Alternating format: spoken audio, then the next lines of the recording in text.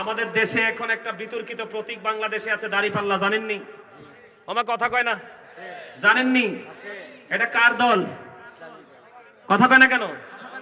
এটা জামাতের দল। ইসলাম বলবেন না, ইসলাম বলবেন না, জাস্ট শুধু জামাত বলবেন, কারণ তাদের মধ্যে ইসলামের ন্যূনতম গান নাই। কথা বলেন না কেন? তাদের মধ্যে ন্যূনতম ইসলামের গান নাই। মদ, জুয়া, জিনা, ব্যভিচারের চাইতো ভয়ঙ্কর অবস্থা হলো এখন বর্তমানে। আজকে দেখি ফেনী সোনাগাজীতে মহিলারা তালিম করাচ্ছে, খেয়াল করেন। এখন আমার তাৎক্ষণিক মনে হয়েছে মহিলারা তালিম করাচ্ছে। এই আপনাদের এই দৌলতপুরে যেন এই দল যেন আসতে না পারে, খেয়াল করবেন। কেন জানেন? একটা নারী যখন তার সীমানা ছেড়ে অন্য সীমানায় যাবে, তিনটা পুরুষের যেই কোনো একটা পুরুষ তার সাথে থাকতে হবে। হয় তার স্বামী, না হয় তার বাবা, না হয় তার উপযুক্ত সন্তান। কথা বুঝতে পারছেন? এইভাবে একা একা নারীরা এক জায়গা থেকে আরেক জায়গায়, এই বাড়ি থেকে আরেক বাড়ি যাওয়ার কোনো বিধান ইসলামে নাই। যা হোক, তারা যাইয়া ইসলামের দাওয়াত দিতেছে। এখন যাইয়া ওখানে মহিলাদেরকে দিনের দাওয়াত দিচ্ছে।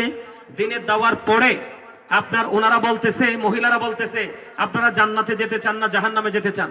আপনারা ভিডিওটা দেখবেন, আমি আজকে দেখছি। আজকে আপনারা জান্নাতে যেতে চান না জাহান্নামে যেতে চান? তখন ওই মহিলারা বলছে আমরা জান্নাত চাই। তখন ওই মহিলাদেরকে কোরআন শরীফ সামনে দিয়ে শপথ করাচ্ছে যে আপনারা যদি জান্নাতে যেতে চান তাহলে আপনারা দাড়িপাল্লায় ভোট দিবেন। আরে আওয়াজ তুলে কন্যা মিয়া নাউজুবিল্লাহ।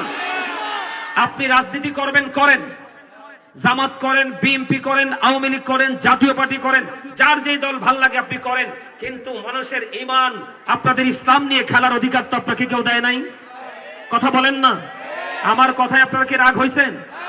এই কথা কি তাদের কাছে কি জান্নাতের টিকিট আল্লাহ দিয়ে দিছে? কথা বলেন, দিয়ে দিছে? সিরাজগঞ্জে দেখলাম এক ভদ্রলোক বলতেছে, এও জামাতের লোক, এমপি পদপ্রার্থী সম্ভবত, মুরব্বী, আমি বুঝি না এদের কি হইছে। এরা বলতেছে যে আপনি যদি দাড়িপাল্লাকে সাপোর্ট না করেন তাহলে আপনার ওয়াজ শোনার কোনো অধিকার নাই, আপনি মাহফিলে আসবেন না। কি অদ্ভুত আচরণ! এগুলো বিশ্বাস করলে মান থাকবে? কয়দিন আগে ফেনীতে মারামারি হয়েছে, ফেনীতে মারামারি হয়েছে। এক ভদ্রলোক বলতেছে, ও জামাতের, ওই ভদ্রলোক বলতেছে মসজিদে যদি কি করা না যায়, মসজিদে যদি রাজনীতির আলাপ করা না যায়, মসজিদে আজান চলবে না, কোরআন তেলাওয়াত চলবে না। নাউজুবিল্লাহ বলেন। সম্মানিত উপস্থিতি, আমি গতকালকের ওয়াজে মসজিদ নিয়ে আলোচনা করেছি। এদিক তাকান। আল্লাহ রাসূল বলেছেন এক ব্যক্তি লাল ওট হারিয়ে ফেলেছে। কি? এক ব্যক্তি লাল ওট হারিয়ে ফেলেছে। নবীজি নামাজরত অবস্থায় এক ব্যক্তি মসজিদে এসে ডেকে ডেকে বলছে, তোমরা কেউ কি আমার লাল ওটটা দেখেছো?